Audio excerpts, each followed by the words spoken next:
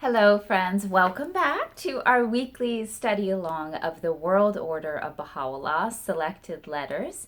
If you are joining for the first time, welcome. Linked below, you will find the playlist for this whole book up until this point if you want to backtrack, as well as the mission statement video for this project to give you an overview of what and who and why and all that stuff. Also linked below is this book in just a document form online if you want to follow along. We are going to be reading the section called The Signs of Impending Chaos today.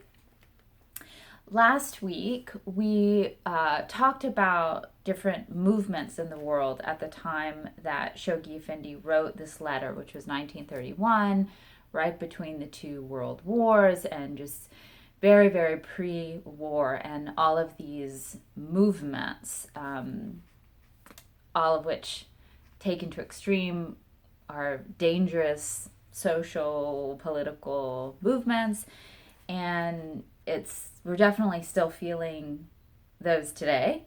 And he mentioned an increasing reactionary forces on the one hand and increasing radicalism on the other, and how both of these are like fires and flames that attack each other and cause havoc. Putting that all in my own words, but just refreshing what we read last week about these different movements on both sides politically.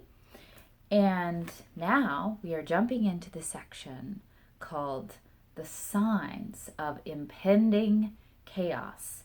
And for any of you history buffs or research nerds out there, I'm going to have an assignment for you. So stay with me.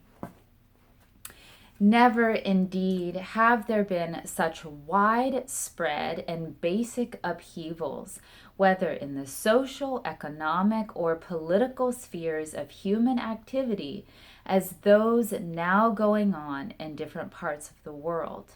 Never have there been so many and varied sources of danger as those that now threaten the structure of society. The following words of Baha'u'llah are indeed significant as we pause to reflect upon the present state of a strangely disordered world. How long will humanity persist in its waywardness? How long will injustice continue? How long is chaos and confusion to reign amongst men? How long will disorder agitate the face of society? The winds of despair are, alas, blowing from every direction, and the strife that divides and afflicts the human race is daily increasing. The signs of impending convulsions and chaos can now be discerned inasmuch as the prevailing order appears to be lamentably defective.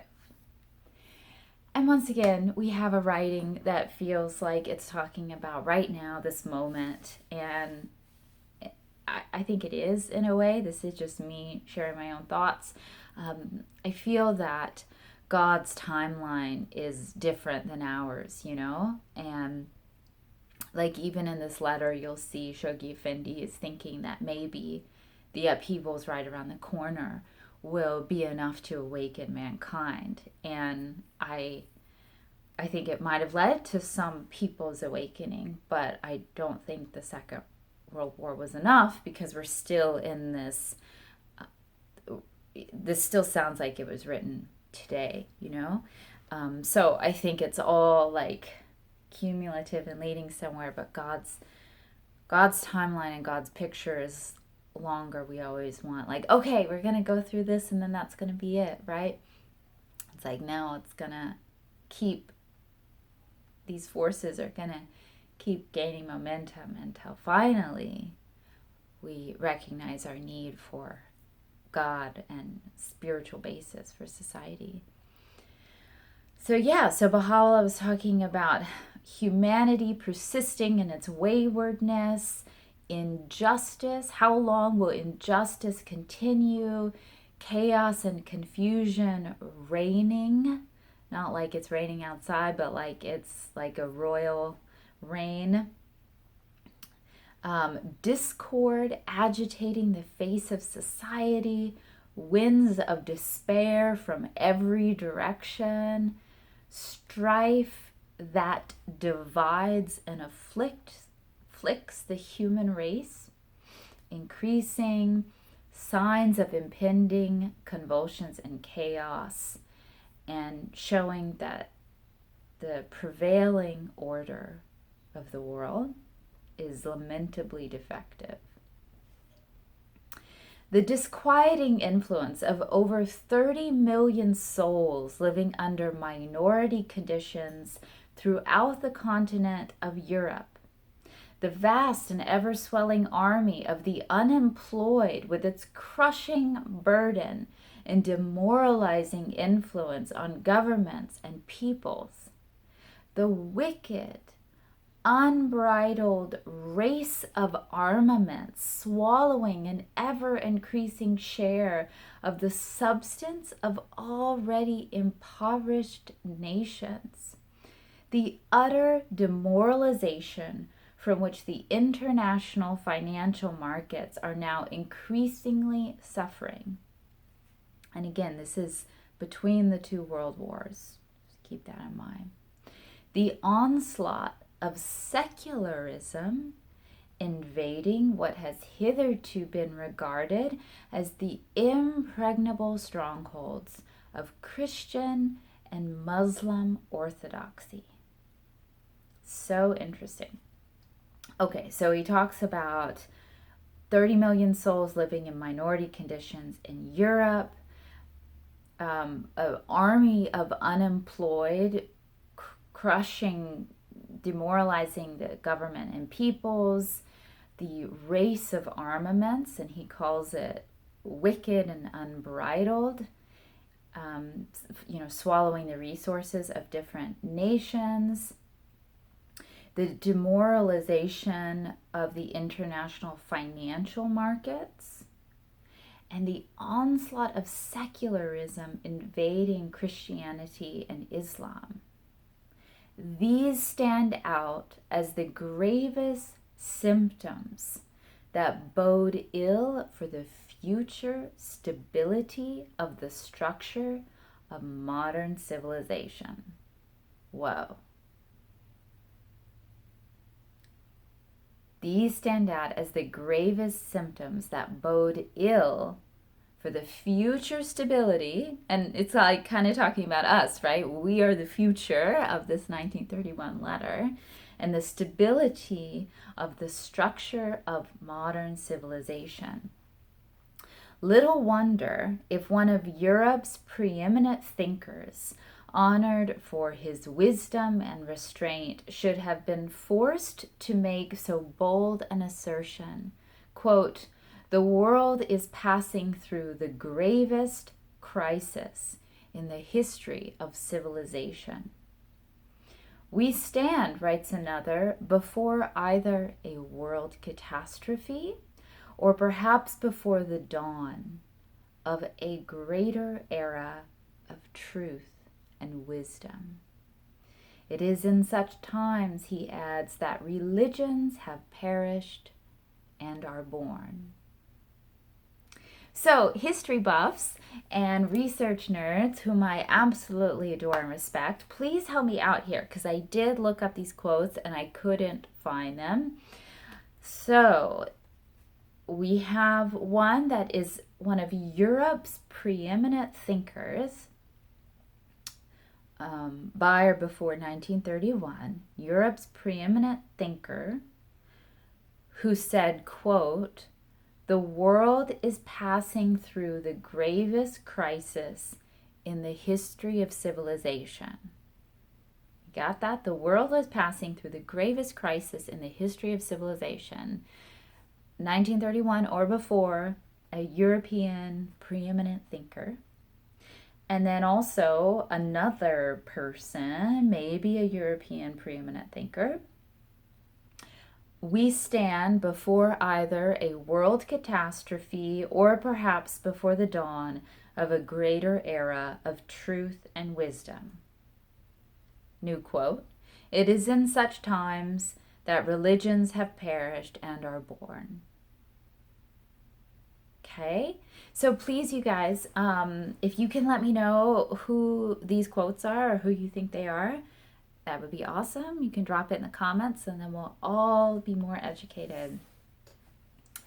I love how Shoghi Effendi was really writing to the people of his time, and he, just expected them to understand what he was talking about. I've noticed that, like, I mentioned that in the Treaty of Versailles, like, he never came out and just called it the Treaty of Versailles. He just thought that everyone at the time would know exactly what he was talking about. So it's interesting the way he does that.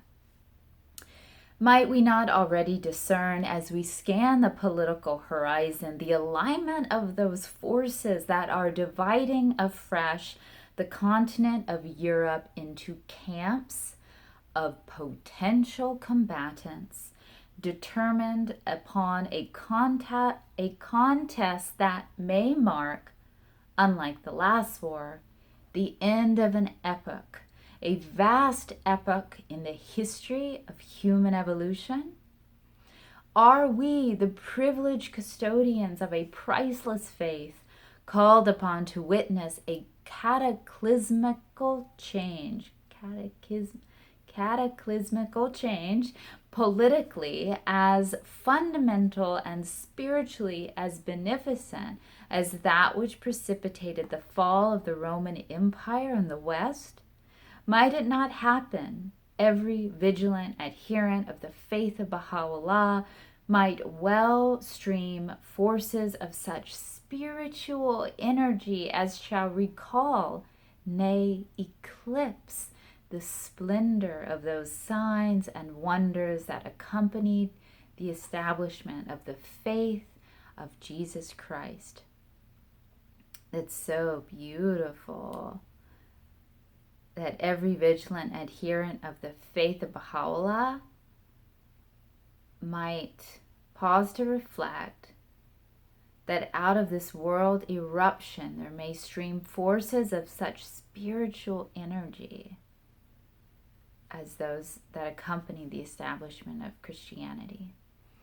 Might there not emerge out of the agony of a shaken world a religious revival of such scope and power as to even transcend the potency of those world-directing forces with which the religion of the past have, at fixed intervals and according to an inscrutable wisdom, revived the fortunes of declining ages and peoples?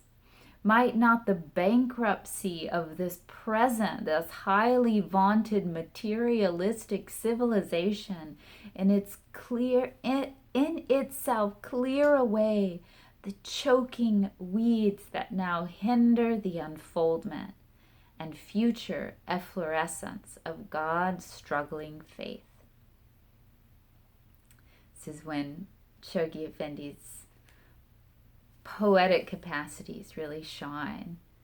The bankruptcy of this present, this highly vaunted materialistic civilization in itself clear away the choking weeds that now hinder the unfoldment and future efflorescence of God's struggling faith. Let Baha'u'llah himself shed the illumination of his words upon our path as we steer our course amid the pitfalls and miseries of this troubled age. More than 50 years ago, in a world far removed from the ills and trials that now torment it, there flowed from his pen these prophetic words: "The world is in travail, and its agitation waxeth day by day. Its face is turned towards waywardness and unbelief. Such shall be its plight that to disclose it now would not be meet and seemly. its perversity will long continue. And when the appointed hour is come, there shall suddenly appear that which shall cause the limbs of mankind to quake. Then and only then will the divine standard be unfurled, and the nightingale of paradise warble its melody. Then and only then. I had the pleasure of following along with Mr. Dunbar's study last summer on YouTube, which you can still find. And so it's me quoting a video of him saying, but that Shoghi Effendi had, in Mr. Dunbar's words, Shoghi Effendi had expressed disappointment that in fact the world wars were not extreme enough to wake people up. So I guess we're still in that phase of humanity's perversity will long continue, and we are still awaiting the appointed hour when there shall appear that which shall cause the limbs of mankind to quake. Then and only then will the divine standard be unfurled, and the nightingale of paradise warble its melody. Thank you, my friends, for studying with me. I truly, wish you the best for playing your part. I'm not leaving yet. This is not my clothes. I know I say something like this at the end, but however long these things take, or no matter how swift these things are, changes in the world and that sort of thing, I really do wish you power and strength and inspiration for playing your part in how this world's greatest, spiritual drama unfolds. Like, we're all alive for a reason, and we're all alive in the era in which we live for a reason. So each one of you, each one of us has a very potent role to play, and we play that with our prayers and our thoughts, and how we live, and also with the choices we make. So I wish you spiritual power and courage, and that you may diffuse joy and truthfulness and wisdom throughout the world. If you've enjoyed this video, please remember to hit the like button. It helps other people find it. Always feel free to comment and share your thoughts, reactions, research on what we have gone over today. And of course, subscribe to this channel. If I get to 1,000 subscribes, I can do some videos live, which would be really fun to interact with you. So let your friends know. Help me get about 200 more subscribers, and then we can do that. And if you're watching this somewhat in real time, I wish you a blessed and happy Rizvan. Catch you next time.